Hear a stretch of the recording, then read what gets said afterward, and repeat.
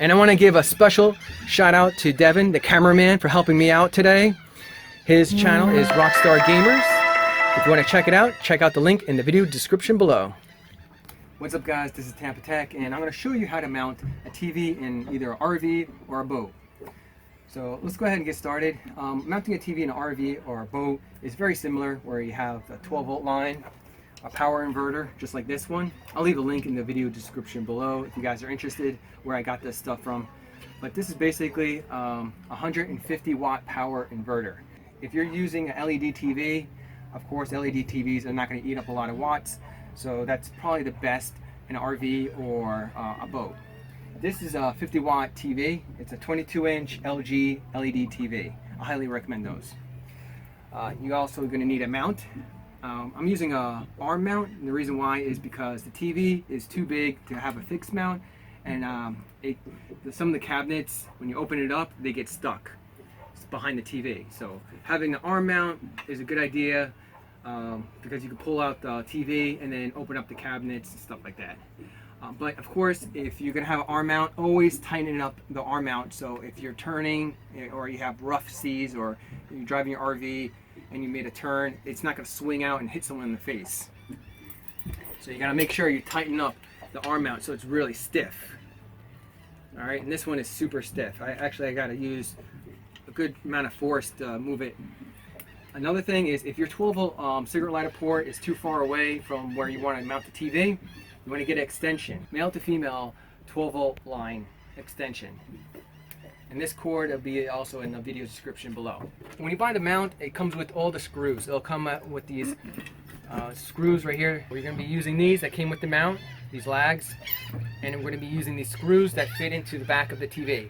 Do not use long screws, because if you use long screws, you'll pierce the back of the LCD panel. It'll damage the TV permanently if you use long screws. We're going to line it up, and this mount is for a 22-inch TV. You notice that has multiple holes because this is a universal mount. Sorry about the recording. I'm on a boat, so it's swaying back and forth. And then we're gonna go ahead and put the drill on low torque so you don't damage the TV.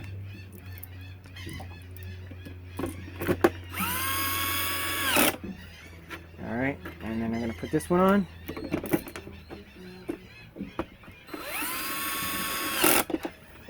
And this TV, you notice this mount actually, it pivots, so it levels itself once you have it mounted. So you don't have to worry about that right now, leveling the TV. So someone already had the TV mounted right here previously on a fixed mount. The problem is with that is you can't open up this cabinet door because the TV doesn't move out. So what we're going to do is put it on the arm mount, but we have to make sure we have it in the right spot. So they already made the hole right here, which is fine. Use a hole saw to make that hole. And we got the antenna, digital TV channels. And then we got the HDMI cable that goes to the Blu-ray player. And then we got the power cord that goes to the TV. Now you open this up right here. And the previous guy who installed this, looks like they used Velcro right here and right here. And we did actually a test run, and we took the boat for like an hour trip, and we put it at cruising speed, which is pretty like maybe 28 miles per hour. And we took some turns, and it took some wakes from bigger boats, and this did not open up at all. So even though it's Velcro and it's not the most secure, it actually held up quite well and didn't move at all. But if you want to be really secure, you could put a latch right here just in case. So you open it up, I got the Blu-ray player right here, and you could put a rubber mat on the bottom so it doesn't slide around in there. And then I got the cigarette lighter port, which is the 12-volt port. Now I don't need to use this extension cord because it's right here in the back. But sometimes you may need to use the extension cord and run it down. There's like channels back here. If you open up a cabinet, you'll see a bunch of empty spots to fish the cables on the side of the boat or RV. Or you can hide the cables behind panels and stuff. And now I'm going to connect the power inverter to the cigarette lighter port.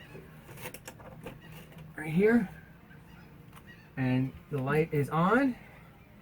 So what's cool about this is this, I don't have to have a generator for it. It just, as soon as I plug it in, it works as long as the main breaker is on. And then now I have my splitter, and this is for the TV power, and then this is for the Blu-ray player right here.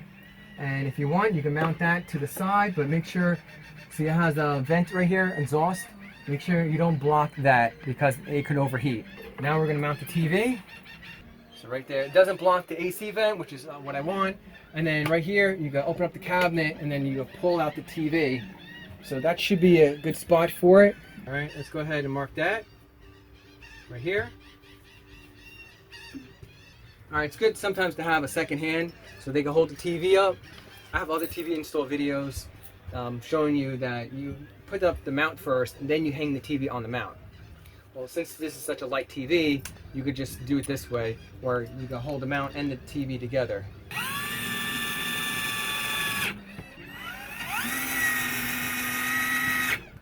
And you want to give it some slack, because if you tie these cables, if you zip tie the cables too tight, someone's going to pull out the arm mount and damage the cable or the port. And that happens all the time. All right, so I'm going to use just a twist tie.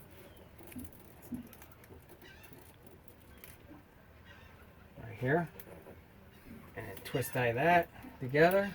Now every time you go to a new location or a new town, you want to rescan, do an auto scan, because it's going to be a different position, different channels available.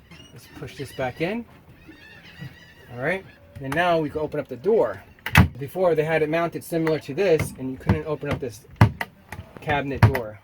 And then last, what you want to do is you want to tighten these bolts right here and right here so it doesn't swing out and hit someone in the face. So it comes with these tools, and just go ahead and just put it right here and put that here, and then turn it to the right, and it'll tighten it up pretty good. And then do the same thing right here. And if you guys found this video informative, give me a big thumbs up. And if you want to subscribe to Tampa Tech for more how-to videos coming your way, click on the subscribe link right here or the subscribe button down below. And if you want to check out my other installation videos, click on this playlist right here. Bye!